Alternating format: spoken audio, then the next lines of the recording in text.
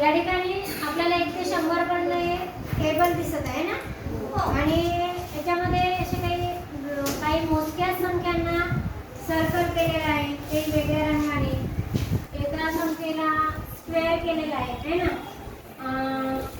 असं का केलं आहे तुम्हाला काही प्रश्न पडले असतील ना, है ना.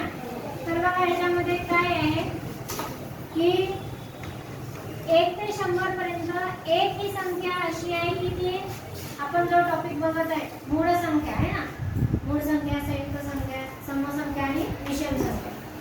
तर आता समसंख्या म्हणजे काय की ज्या संख्येच्या काय आहे, समसंख्येची व्याख्या कोण सांगते?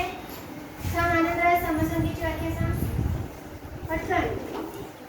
समसंख्येची व्याख्या: ज्या संख्येला 2 ने निश्चित भाग जातो किंवा ज्या संख्येच्या एकक स्थानी 0, 2, 4, 6, 8 यापैकी एक अंक असेल तर ती संख्या समसंख्या असते. Very good. चला आता समसंख्या म्हणजे काय की ज्या संख्येच्या एकक स्थानी आपल्याला काय अंक पाहिजे? आता 2, 0 किंवा 2 किंवा 4 किंवा 6 किंवा 8.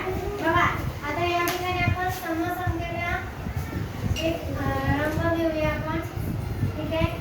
आता 2 ही संख्या आहे का मग समसंख्या? 2 एकक स्थानी 2 आहे ना. चला 2 नंतर 4 नंतर 6 8 10 12 14 16 18 20 22 24 26 28 30 करू शकते का? नंतर 32 34 36 38 38 40 42 44 46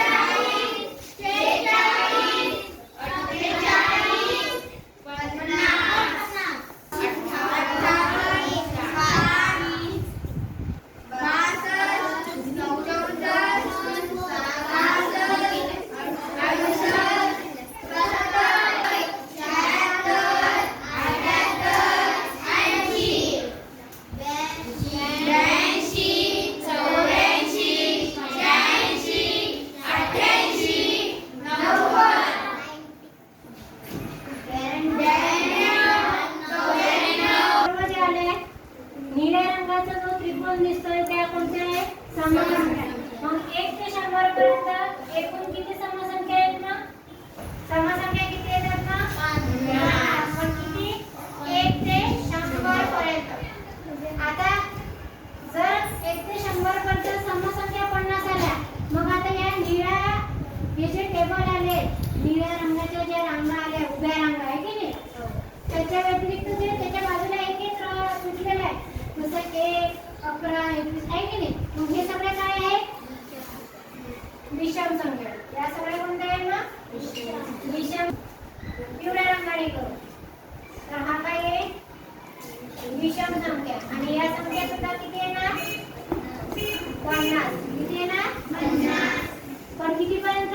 फक्त 1 ते 100 पर्यंत. चला मग आता याला करायचं का? करू शकतो आपण. बघा 1 3 5 6. आणि पहिल्यांदा जे आपण हिरव्या राऊंड जे केले होते त्या कोणत्या होत्या? हिरव्या राऊंड मध्ये जसं 2 आहे, 3 आहे, 5 आहे, 7 आहे, त्यानंतर 11 12 13 17 19. मग अशा 1 ते 100 पर्यंत एकूण मूळ संख्या किती आहे? 25. बघा 1 ते 100 मध्ये एक हा अंक असा आहे की तो संयुक्त पण नाही आणि मूळ पण नाही. ठीक आहे. आणि मूळ संख्या किती आल्या? 25. मग हा 1 आणि हे 25 किती झाले? 26. मग आता संयुक्त संख्या किती होती? 74. मग आता बाकीच्या ज्या राहतील तर त्या संयुक्त संख्या किती राहतील? 74. बघा 1 25 आणि 74 हे जर सगळ्यांची बेरीज जर केली तर किती येतात? पूर्ण 100 होतात.